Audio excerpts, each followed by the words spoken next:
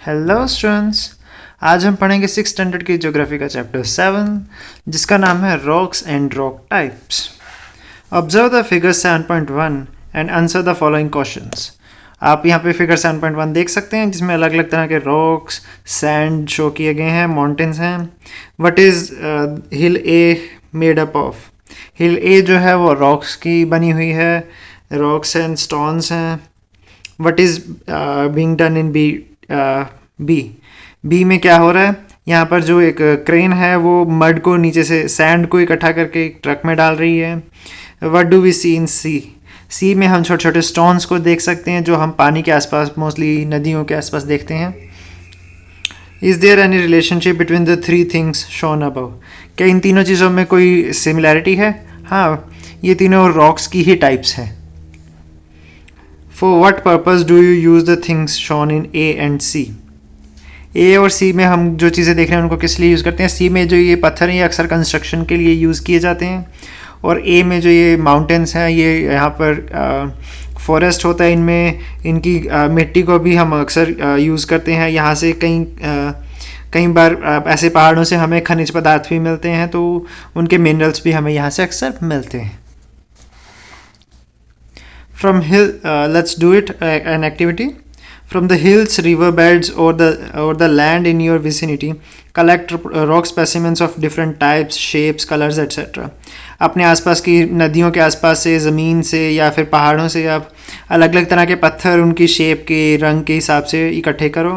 Observe the rock specimen and note down the following. और उन पत्थरों को अच्छे से देख के नीचे की दी हुई चीज़ों को नोट करो कि कहाँ से वो पत्थर इकट्ठा किया गया है, उस पत्थर का कलर क्या है। Spot the rock on their colour, spots on the rock and their colour. उस पत्थर पे किस तरह के धब्बे हैं या उनका रंग क्या है उन धब्बों का। वेट ऑफ द रॉक, क्या वो पत्थर भारी हैं या हल्के हैं। हार्डनेस ऑफ द रॉक, बहुत हार्ड हैं, सख्त हैं या ठीक हैं। स्ट्रक्चर ऑफ द रॉक, बहुत से यूनिफॉर्म स्ट्रक्चर है, लेयर्ड है। कई बार आपने देखा होगा पत्थर के एक लेयर के अंदर दूसरी लेयर छुपी हुई होती है, या फिर खाली है अंदर से पत्थर। पोरोसिटी ऑफ दी रॉक, कि वो पत्थर छेद हैं उस पत्थर में या नहीं है, कॉन्टीन्यूटी है या छेदी है। Show the rock specimens and your notes to the teacher, discuss them. तो जो भी अपने पत्थर इकट्ठे किए हैं तो उनको अपनी टीचर को दिखा, और जो आपने उससे नोट्स बनाए हैं, जो भी हमने पीछे पॉइंट्स डिस्कस किए, वो अपनी क्लास में आप डिस्कस कर सकते हैं।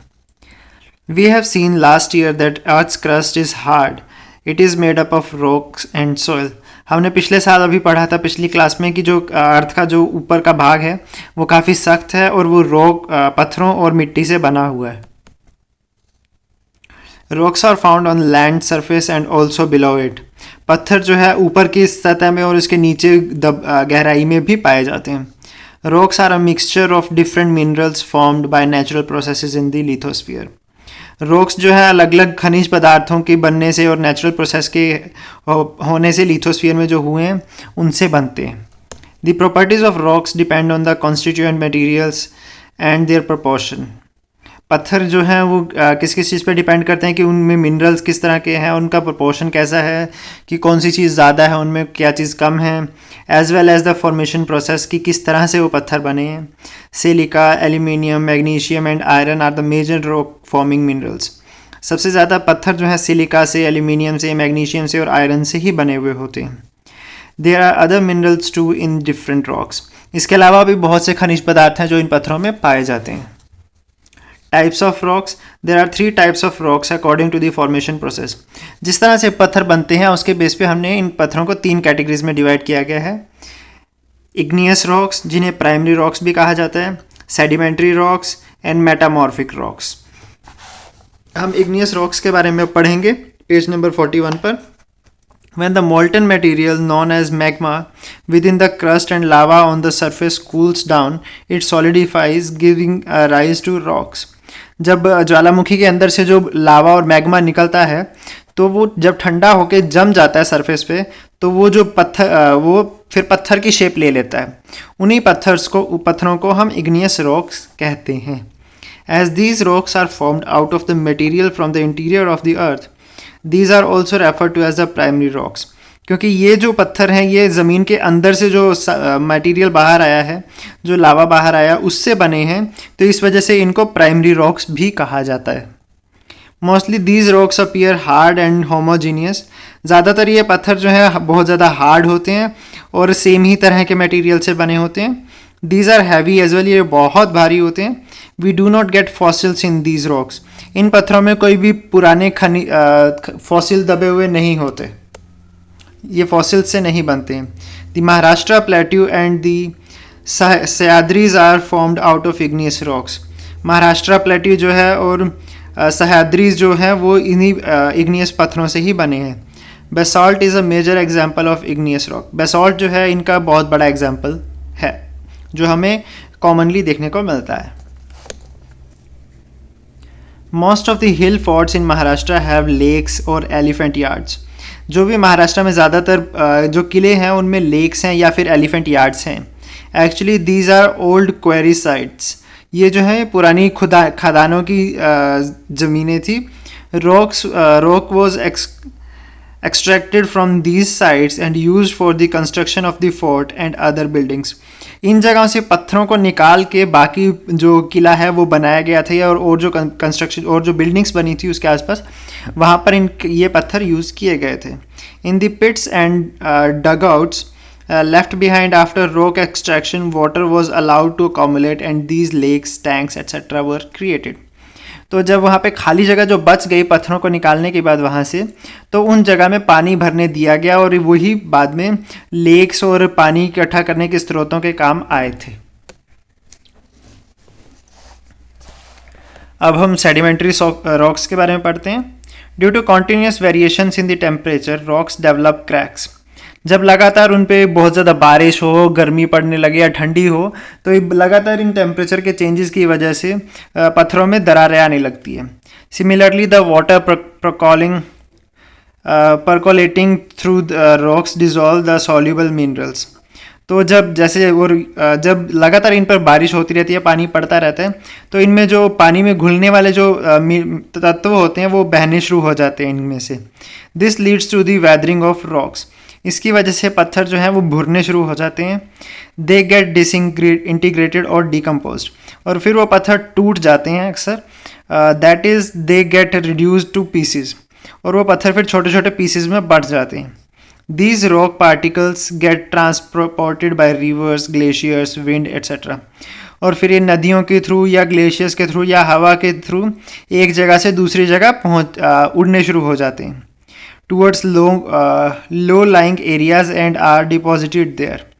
तो जो नीचे वाली जगहें होती है वहाँ पर ये पत्थर इकट्ठे होने शुरू हो जाते हैं। One after the other layers of sediments get deposited in this way.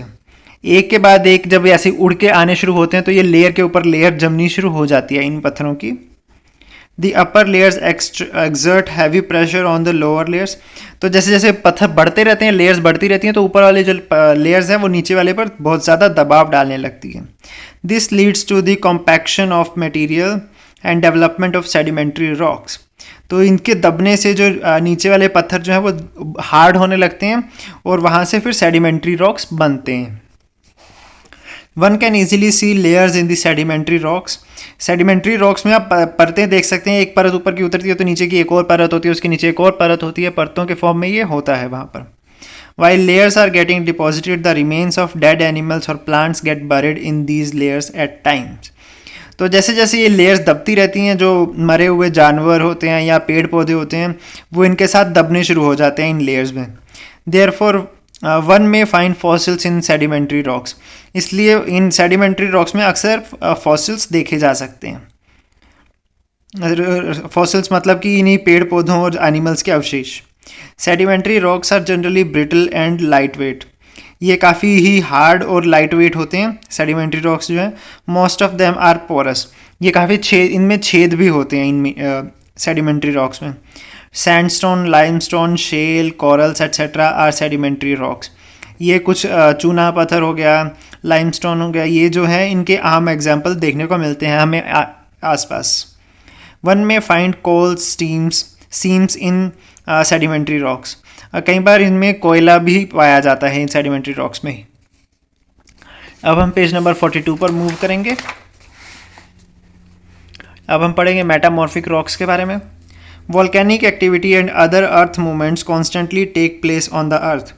कोई भी ज्वालामुखी का फटना या धरती पर और भी ऐसी मूवमेंट्स लगातार होती ही रहती हैं।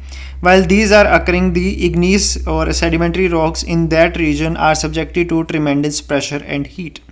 और जब ऐसा होता है तो उस एरिया के इग्नियस और सेडिमेंट्री रॉक्स पर लगातार बहुत ज़्यादा प्रेशर और गर्मी पड़ती है। This leads to changes in the nature as well as the chemical composition of the original rocks. इस वजह से इन पत्थरों में काफ़ी केमिकल भी बदलाव आते हैं और इन पर ओरिजिनल इनका नेचर भी बदल जाता है इन चीज़ों से, लगातार ऐसी प्रेशर से और गर्मी से। The crystals in the original rocks get recrystallised. और जो पत्थर पहले उनमें जो क्रिस्टल्स थे वो नई शेप लेने लगते हैं, नई फॉर्म के क्रिस्टल्स बनाने लगते हैं। This means the rocks get मेटामॉर्फ्ड।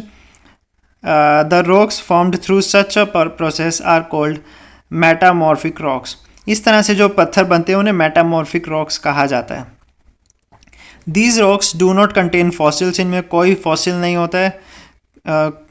These rocks are heavy and hard. ये पत्थर बहुत ही हार्ड और भारी होते हैं। Study the table given below and try to answer the metamorphosis. ये नीचे टेबल दिया गया है। ये रॉक का टाइप है। ये इग्नियस रॉक है। इसका ओरिजिनल फॉर्म जो है ग्रेनाइट है और मेटामॉर्फाइज जब होता है तो इससे जेनेसिस बनता है। और जब बेसाल्ट की मेटामॉर्फाइज्ड फॉर्म जो है एम्फीबोलाइट है। ऐसे ही सेडिमेंट्री रॉक में जो लाइमस्टोन है उससे मार्बल बनता है, कोल से डायमंड, सैंडस्टोन से क्वार्टाइज्ड एंड शेल से स्लेट बनता है। तो अब जैसे जानते हैं कि कोल जो और डायमंड जो हैं दोनों ही कार्बन से ही बनते हैं, लेकिन जब कोल की रिक्रिस्टलाइजेशन होती है वो पर्टिकुलर शेप में डिज़ाइन ले लेता है तो वो डायमंड बन जाता है।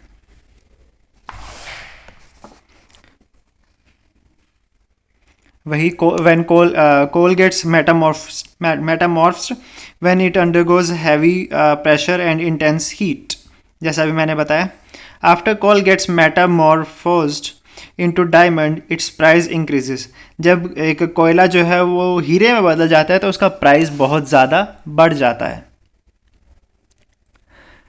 We burn coal while we use diamonds as ornaments. कोयले को हम जला के उससे हीट प्रोड्यूस करते हैं, लेकिन हीरे को हम एक कीमती पत्थर की तरह एक गहनों के लिए यूज़ करते हैं। तो इससे देख सकते हैं कि नेचर एक साधारण सी चीज़ को कितना खास बना सकती है। Figure 7.5 shows the distribution of major rocks in Maharashtra. ये फिगर 7.5 जो है ये अलग अलग तरह के पत्थर महाराष्ट्र में किस एरिया में कौन से पाए जाते हैं वो दिखाया गया है। ये लाइट कलर का जो है बेसॉल्ट है, जो कि मेजर ज़्यादातर महाराष्ट्र के हिस्से में यही पाया जाता है। ग्रेनाइट जो है ये ईस्ट के एरिया में है और थोड़ा सा नीचे नांदेड़ के आसपास है। और लेटेराइट जो है ये सिर्फ साउथ में है, कर्नाटका के। और सेडिमेंट्री रॉक्स जो है ये नॉर्थ में जलगांव के आसपास, अकोला, अमरावती इस एरिया में पाया जाता है। List the districts in Maharashtra where rocks other than basalt are found. अभी हमने देखा उनसे कि किस बेसॉल्ट के अलावा जहाँ जहाँ जो पाए जाते हैं उन एरियाज़ की लिस्ट बनाओ। The basalt rocks formed out of volcanic eruption has spread over a vast region of our state. जो बेसॉल्ट पत्थर है जो कि ज्वालामुखी के फटने से बना है वो काफ़ी एरिया में पाया जाता है महाराष्ट्र के। Granite rock is found in the eastern part and in the south Konkan. Granite जो है वो ईस्ट और साउथ कोंकण में पाया जाता है। Laterite is found in south Konkan only. Laterite जो है वो साउथ कोंकण में नीचे पाया जाता है इस तरफ। Because of thick and extensive layers of basalt, Maharashtra does not have large reserve of mineral wealth. कि ज़्यादा जो ऊपर का लेयर है वो बहुत ज़्यादा बेसॉल्ट से बना हुआ है, तो इसलिए महाराष्ट्र में जो खनिज पदार्थ हैं वो उनके संसाधन काफ़ी कम है। Therefore, mining activity is concentrated in South Konkan and in Eastern Maharashtra. इसलिए जो ज़्यादातर खदानें हैं वो या तो साउथ के कोंकण साउथ में है, या फिर ईस्ट पार्ट में है, महाराष्ट्र के इस तरफ है, या फिर यहाँ है माइंस।